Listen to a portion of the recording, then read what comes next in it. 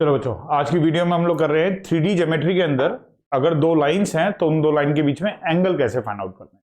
ठीक है, तो एंगल फाइंड आउट करना कोई नई चीज नहीं है। इसे आप इस तरीके से मत समझो कि दो लाइन है, अब आपको दो लाइन के बीच में एंगल, कोई नई चीज पढ़ने जा रहे हो, बिल्कुल भी नई चीज नहीं पढ़ने जा रहे हो। अगर आपने वेक्टर पढ़ रखा है, अगर आपने वेक्टर कर रखा है तो ये बिल्कुल भी नहीं आनी है। सब कुछ वही करेंगे, हम वेक्टर से ही करेंगे। ठीक है ना। तो वेक्टर्स के बीच में जैसे हम लोगों ने एंगल निकालने सीखे थे, तो वेक्टर्स के बीच में जो हम लोग एंगल निकालते थे, सेम उसी तरीके से हम लोग 3D वाला काम भी करेंगे। तो देखो, समझते हैं पहले तो होता क्या है। जैसे अगर हमारे पास दो लाइंस हैं, सपोज क्या एक लाइन तो ये है और कोई दूसरी लाइन है, सपोज जैसे कि दूसरी लाइन हमारे पास कुछ इस तरीके से है, ये दो लाइन, और इनके बीच में हम एंगल निकालने जा रहे हैं। इन दोनों के बीच में हम एंगल निकालने जा रहे हैं। इन दोनों लाइन के बीच में एंगल कितना बनेगा। तो ये तो एक नया टॉपिक हुआ कि भाई दो लाइंस के बीच में एंगल हमें निकालना है। ये तो एक नई नई बात हुई। लेकिन अब अगर हम इसे पुरानी बात से रिलेट करें तो देखो कैसे रिलेट कर सकते हैं। अगर ये लाइन है तो इसका एक पैरेलल वेक्टर भी तो होगा। भाई कोई भी लाइन होती है, 3D के अंदर जब हम लाइन पढ़ते हैं तो लाइन के पैरेलल क्या होता है, एक वेक्टर होता है। तो इसके एक पैरेलल वेक्टर होगा। दूसरी लाइन अगर ये है तो ये दूसरी लाइन का भी एक पैरेलल वेक्टर होगा। तो दोनों का पैरेलल वेक्टर होगा। तो एक्चुअली जो एंगल लाइन और पैरेलल दोनों लाइन के बीच में बनेगा, जो एंगल दोनों लाइन के बीच में बनेगा, सेम उतना ही एंगल उन दोनों के पैरेलल वेक्टर्स के बीच में भी बनेगा, क्योंकि वो पैरेलल ही हैं इसके। तो कहने का मतलब लाइन को छोड़ते हैं एक तरफ, हम बात करना ये चाहते हैं कि अगर ये दो वेक्टर हैं, सपोज इनके पैरेलल वेक्टर्स को हम ए वेक्टर और बी वेक्टर बोल दूं। अगर ये ए वेक्टर है सपोज, और अगर ये बी वेक्टर है, पैरेलल वेक्टर है, लेकिन ये पॉइंट मत समझना, ये वाला ए वेक्टर पॉइंट के लिए नहीं है। पैरेलल वेक्टर को मैंने थोड़ी देर के लिए बी वेक्टर से रिप्रेजेंट कर दिया, ए वेक्टर से रिप्रेजेंट कर दिया है। या ज्यादा अच्छी तरीके से दिखाना है तो चलो ऐसे कर लेता हूं कि जैसे सपोज क्या ये वाला है B1 वेक्टर और ये है B2 वेक्टर, ऐसे ले लेते हैं। इसका पैरेलल वेक्टर और इसका पैरेलल वेक्टर B2 वेक्टर। तो दो वेक्टर्स के बीच में आपको एंगल बताना है। अब बताओ, दो वेक्टर्स के बीच में एंगल निकालना, क्या ये बात आप लोगों ने कभी पढ़ी है? दो वेक्टर्स के बीच में एंगल निकालना, क्या ऐसा कोई क्वेश्चन या इस तरीके का कोई टॉपिक पहले कभी पढ़ा है? बिल्कुल पढ़ा है। अगर आप वेक्टर चैप्टर आपने पढ़ा होगा तो उसके आपने जो सेकंड एक्सरसाइज पढ़ी थी, जहां पे आपने डॉट प्रोडक्ट, थर्ड एक्सरसाइज जो पढ़ी थी जहां पे आपने डॉट प्रोडक्ट स्टार्ट किया था, तो डॉट प्रोडक्ट के स्टार्टिंग के शुरू के जो दो क्वेश्चन थे वो एंगल के ही थे, find the angle between two vectors. तो इसका क्या मतलब, हम कोई नई चीज नहीं पढ़ने जा रहे हैं, हम यहाँ पे वही डॉट प्रोडक्ट का यूज करने जा रहे हैं जिससे हम इन दोनों के बीच में एंगल फाइंड आउट कर लेंगे। तो देखो इन दोनों वेक्टर के बीच में सपोज करते हैं, जैसे ये जो पहले वाली लाइन है उसका जो B1 वेक्टर है वो है A1 i cap plus B1 j cap plus C1 k। ये ध्यान रहे, हम B1 वेक्टर किसको ले रहे हैं, पैरेलल वेक्टर को। पॉइंट का यहां कोई रोल नहीं है। इक्वेशन ऑफ लाइन से हमें दो चीजों का पता चलता है, एक तो पॉइंट का और एक पैरेलल वेक्टर का। पॉइंट का यहां पर कोई भी रोल नहीं है, हम बात कर रहे हैं केवल और केवल किसकी, पैरेलल वेक्टर की। और दूसरी लाइन का जो पैरेलल वेक्टर है वो है, सपोज किया दूसरी लाइन का जो पैरेलल वेक्टर है उसको सपोज कर लिया वो है A2i cap plus B2j cap plus C2k cap. और इन्हें इन दोनों वेक्टर के बीच में हमें एंगल चाहिए, तो इसके लिए हम किसका यूज करेंगे, डॉट प्रोडक्ट का। तो B1 वेक्टर का डॉट प्रोडक्ट अगर B2 वेक्टर के साथ किया जाए तो क्या बनेगा, magnitude of B1 vector, magnitude of B2 vector और cos थीटा। ये फॉर्मूला था डॉट प्रोडक्ट का, ए का मैग्नीट्यूड, बी का मैग्नीट्यूड और cos थीटा। तो यहां से अगर मैं cos थीटा निकालता हूं तो cos थीटा आएगा B1 vector dot B2 vector upon में magnitude of B1 vector into में मैग्नीट्यूड ऑफ B2 वेक्टर। तो ये बन गया फॉर्मूला। फॉर्मूला नया क्या बना, ये तो पुराना ही है, कोई नई चीज तो है ही नहीं। ये डॉट प्रोडक्ट का फॉर्मूला हमने पहले भी पढ़ा होगा, वही है, बस उसको मॉडिफाई करके लिख दिया, cos थीटा एक तरफ कर दिया। थोड़ा सा और सिंप्लीफाई कर लेते हैं चलो, क्योंकि कई बार हम इसे थोड़ा और सिंप्लीफाई वे में कर लिया करेंगे। अगर मैं B1 वेक्टर का और B2 वेक्टर का डॉट प्रोडक्ट करूं तो कितना आएगा, ये रहा B1 वेक्टर, ये रहा B2 वेक्टर, बताओ इसका डॉट प्रोडक्ट कितना आएगा। आई के साथ, जे के साथ और के के साथ, बाकी तो सारे जीरो हो जाएंगे। आई कैप का आई कैप के साथ होगा, जे कैप का जे कैप के साथ होगा, के कैप का के कैप के साथ होगा, बाकी सारे तो क्या हो जाएंगे, जीरो हो जाएंगे। तो बोलो जरा डॉट प्रोडक्ट करेंगे, B1 का और B2 का डॉट करके कितना आएगा, A1 multiply A2, B1 multiply B2, C1 multiply C2 upon में B1 वेक्टर का मैग्नीट्यूड बताओ क्या आएगा, under root A1 square plus B1 square plus C1 square multiply B2 vector का मैग्नीट्यूड बताओ क्या होगा, A2 square plus B2 square plus C2 square. बोलो कोई दिक्कत? और इसी को हम एज अ फॉर्मूला यूज कर लेंगे। पर ये मत मानना आप कोई नया फॉर्मूला पढ़ने जा रहे हो, बिल्कुल भी नया फॉर्मूला नहीं है, वेक्टर्स के अंदर आपने ये चीज पढ़ रखी है, सेम वही है, बस मैंने इसको फॉर्मूले की शक्ल दे दी। जब हम डॉट प्रोडक्ट में करते थे हम इसे फॉर्मूले की फॉर्म में नहीं करते थे, हम इसे डायरेक्ट फॉर्म उसी के अंदर वैल्यू डालकर ए डॉट बी का ये फॉर्मूला लिखते थे, इसी के अंदर वैल्यू पुट कर देते थे और थीटा निकाल लेते थे। बस अब मैंने क्या करा, कॉस थीटा को सेपरेट करके उसको एक फॉर्मूले की फॉर्म में तैयार कर दिया है। पर नया फॉर्मूला बिल्कुल भी नहीं है, 3D से उस तरीके का लेना देना इसका कुछ नहीं है। अगर आपको दो वेक्टर्स के दो लाइंस के बीच में एंगल निकालने हैं, ये काम वेक्टर्स वाला काम है। अच्छा, यहीं से कुछ कंक्लूजन हम निकाल सकते हैं।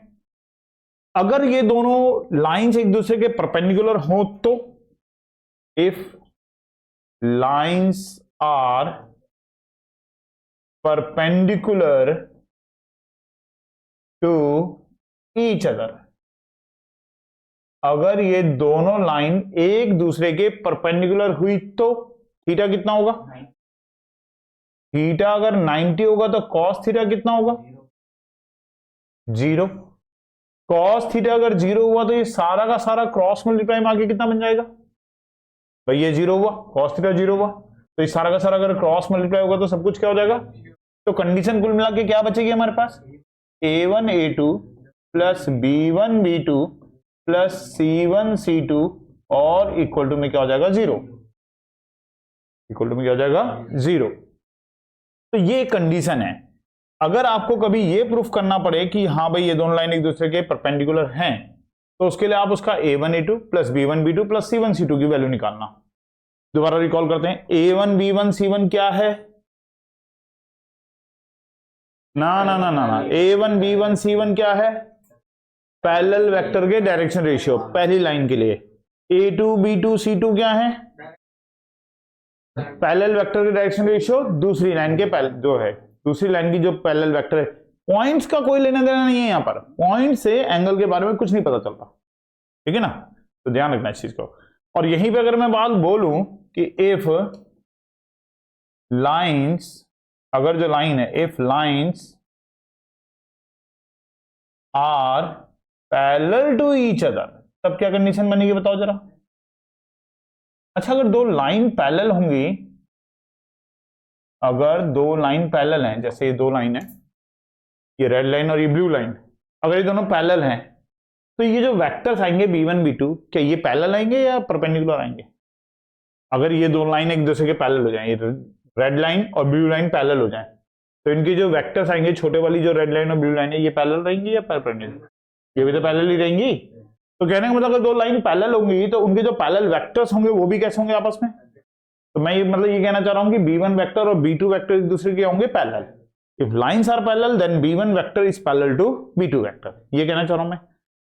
अगर B1 वेक्टर और B2 वेक्टर पैरेलल है तो इन डायरेक्शन रेशियोज में क्या रिलेशन होगी, क्या होती है कंडीशन पैरेलल वेक्टर के लिए, ये प्रोपोर्शनल होते हैं, मतलब A1 अपॉन इक्वल टू होना चाहिए, इक्वल टू होना चाहिए।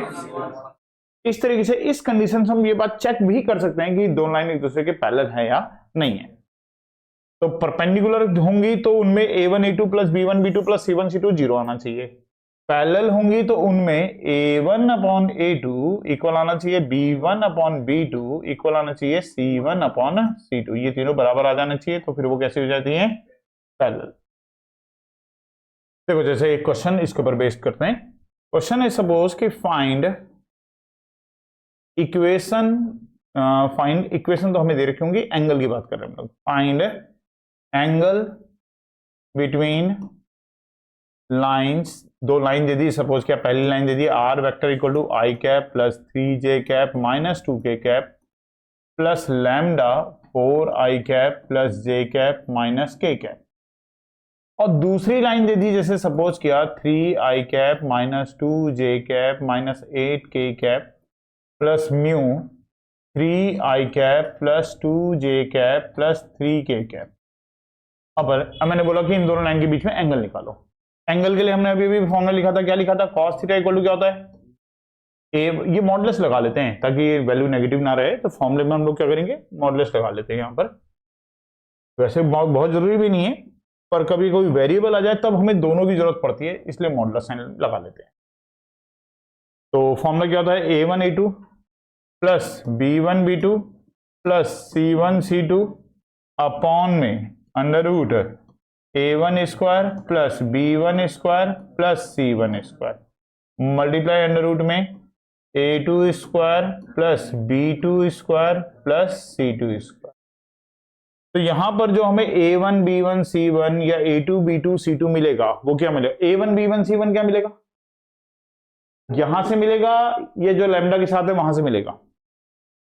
ये जो a1 b1 c1 की वैल्यू मिलेगी वो r वेक्टर में जो i cap 3j cap minus 2k cap है, यहाँ पे a1 b1 c1 होगा, ये जो लैम्डा के साथ है उसमें a1 b1 c1 लैम्डा के साथ, क्योंकि ये जो पहला वाला वेक्टर है ये कौन सा वेक्टर होता है, पॉइंट का, ये पॉइंट होता है। ये जो वाला वेक्टर जो होता है क्या होता है, पॉइंट होता है, ये पॉइंट का पोजीशन वेक्टर होता है। और ये वाला जो वेक्टर होता है कैसा वेक्टर होता है, पैरेलल वेक्टर होता है। तो हमें एंगल के लिए जरूरत किसकी पड़ती है, पैरेलल वेक्टर की। तो हमें यहां से मिलेगा a1 की वैल्यू क्या लेंगे, b1 की, c1 की, ऐसी नीचे वाले में ये पहला वाला तो पॉइंट है, इसकी हमें कोई जरूरत नहीं है। ये जो दूसरा वाला ये क्या है, पैरेलल वेक्टर। तो यहां से मिलेगा a2 कितना होगा, b2 कितना होगा, c2 कितना होगा, ये सारी वैल्यू इसमें पुट हो जाएंगी। तो जैसे ही सारी वैल्यू पुट करके कैलकुलेशन कर दोगे तो हमें थीटा का पता चल जाएगा। a1 की वैल्यू 4 लेंगे, a2 की वैल्यू 3 लेंगे, b1 की वैल्यू 1 लेंगे, b2 की वैल्यू 2 लेंगे, c1 की वैल्यू -1 लेंगे और c2 की वैल्यू 3 लेंगे। अपॉन में अंडर रूट a1 का स्क्वायर मतलब 4 का स्क्वायर प्लस 1 का स्क्वायर प्लस -1 का स्क्वायर मल्टीप्लाई अंडर रूट 3 का स्क्वायर प्लस 2 का स्क्वायर प्लस 3 का स्क्वायर। अब इसकी कर लो कैलकुलेशन, कितनी कितनी आ रही है यहाँ पे, 12 और 2 14 में से 3 गया तो 11, यहाँ तो 11 आ गया, पॉजिटिव आ रहा है तब मैं मॉडुलस नहीं लगा रहा। अपॉन में 4 और 1 5 और 1 6 अंडर रूट 6 तो ये हो गया, अंडर रूट 6 तो ये हो गया, और 9 और 4 13 और 9 22 ये हो गया। तो 11 अपॉन में यहाँ पे अगर बनाएंगे तो 2 बाहर आ जाएगा और 3 और 11 के मल्टीप्लाई करेंगे तो 33, इतने नहीं यूनिट नहीं, एंगल निकाल रहे हैं हम लोग, तो इतना एंगल आएगा। तो थीटा की वैल्यू कितनी आ जाएगी, कॉस इनवर्स 11 अपॉन में 2 अंडर रूट 33, ये आंसर हो जाएगा। दोनों लाइंस के बीच में क्या आ जाएगा, ये हमारे पास एंगल। क्लियर है बात। जब हमें दो लाइन के बीच में एंगल निकालना होगा तो हमें a1 b1 c1 a2 b2 c2 की जरूरत पड़ेगी। अगर आपको कार्टेशियन वेक्टर फॉर्म दे रखी है तो a1 b1 c1 यहां से मिलेगा लैम्डा से, और a2 b2 c2 यहां से मिलेगा म्यू से। और अगर यही फॉर्म कार्टेशियन दी होती तो a1 b1 c1 कहां से मिलता, नीचे से। कार्टेशियन फॉर्म अगर होती तो कार्टेशियन फॉर्म में हमें a1 b1 c1 कहां से मिलते हैं, नीचे से मिलते हैं, अभी लिखी नहीं है।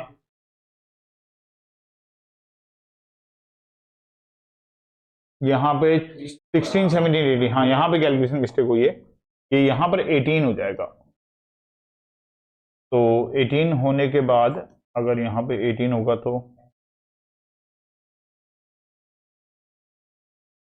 यहाँ पे आएगा अंडर रूट 18 और ये आ जाएगा कितना 9 और 9 18 और 4 22, ये आएगा। अब इसमें से पेयर बना के निकालेंगे तो 3 9 2 18, तो 3 2 6 आ जाएगा, अंडर रूट 11 आ जाएगा, 6 अंडर रूट 11, और रूट 11 से 11 कट भी जाएगा तो कॉस इनवर्स अंडर रूट 11 ऊपर आ जाएगा, अपॉन में कितना आ जाएगा 6, चल ये आ जाएगा, ठीक है ना। और अगर हमें कार्टेशियन फॉर्म रहती है तो कार्टेशियन फॉर्म में जो हमें वो मिलते हैं डायरेक्शन रेशियो मिलते हैं, वो कहां से मिलते हैं, नीचे से। मतलब अगर आपको इक्वेशन कार्टेशियन फॉर्म में कभी दे रखी हो, अगर आपको सपोज के लाइन की इक्वेशन ऐसे दे दी x + 1 अपॉन में 3 और y माइनस 2 अपॉन में 5 और z माइनस 3 अपॉन में 7। तो a1 की वैल्यू क्या लेंगे 3, p1 की वैल्यू क्या लेंगे 5 और c1 की वैल्यू क्या लेंगे 7। ऐसी दूसरी इक्वेशन भी दी होगी तो उसमें भी नीचे से हमें क्या मिलेगा a2 b2 और c2, और वहां से हम उसके बीच में क्या निकालेंगे एंगल। तो ये कंडीशन होती है अगर दो लाइंस के बीच में आपको एंगल ऑब्टेन करना हो तो, अगर दो लाइन के बीच में एंगल ऑब्टेन करना हो तो ये कंडीशन है। और इससे इसी फॉर्मूले से, एंगल के फॉर्मूले से हमने ये दो कंडीशन और निकाली कि अगर दो लाइन एक दूसरे के पैरेलल हैं, अगर दो लाइन एक दूसरे के पैरेलल हैं तो उसमें a1 upon a2 equal to b1 upon b2 equal to c1 upon c2, और अगर दो लाइन एक दूसरे के परपेंडिकुलर होती है तो a1 a2 plus b1 b2 plus c1 c2 equal to क्या होता है 0 होता है। ठीक है, क्लियर है बात। अगर हमें दो लाइंस के बीच में एंगल फाइंड आउट करना है तो उसके लिए फॉर्मूला है हमारे पास cos theta equal to modulus में a1 a2 plus b1 b2 plus c1 c2 upon में under root a1 square plus b1 square plus c1 square multiply under root में a2 square plus b2 square plus c2 square. अगर दो line एक दूसरे पे perpendicular हैं तो a1 a2 plus b1 b2 plus c1 c2 equal to 0 होता है। पैरेलल है तो a1 upon a2 b1 upon b2 और c1 अपॉन c2 इक्वल होता है। यहां पर a1 b1 c1 और a2 b2 और c2 जो है वो क्या है direction ratios of parallel vector.